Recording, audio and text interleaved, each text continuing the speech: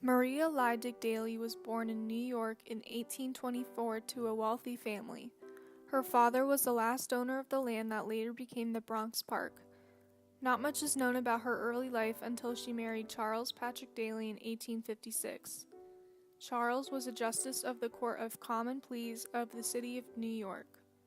He later became the Chief Justice for the Common Pleas, which at the time was considered to be the highest court in New York City. Maria's marriage to Charles allowed her to network with major figures involved in Northern military strategy, most notably Ulysses S. Grant.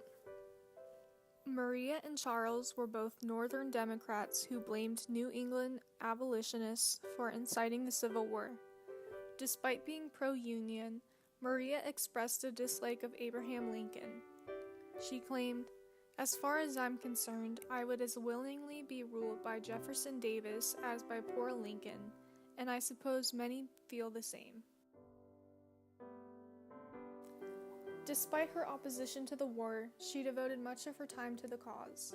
She was sympathetic toward the suffering of the soldiers and was active in the Women's Central Association for the Relief for the Army. Maria saw the draft as a terrible incursion on liberty, but understood that the times called for severe measures. In 1861, under the growing threat of war, Maria began writing a diary. This diary later became her book, Diary of a Union Lady, providing valuable commentary on the war from the perspective of an upper-class New Yorker. She complains bitterly about the war's effect on the economy of New York City. Having no concrete opinion on the institution of slavery, Maria's concerns regarding the war were elsewhere. She did not want to see the Union fall apart and was likely more concerned with the direct impacts on her personal life. The outbreak of the Civil War distressed Maria.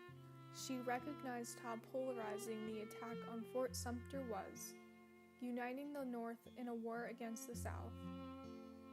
She conveyed her feelings about this process, saying, "It was a very sad sight to see the stars fading out of our banner, one by one."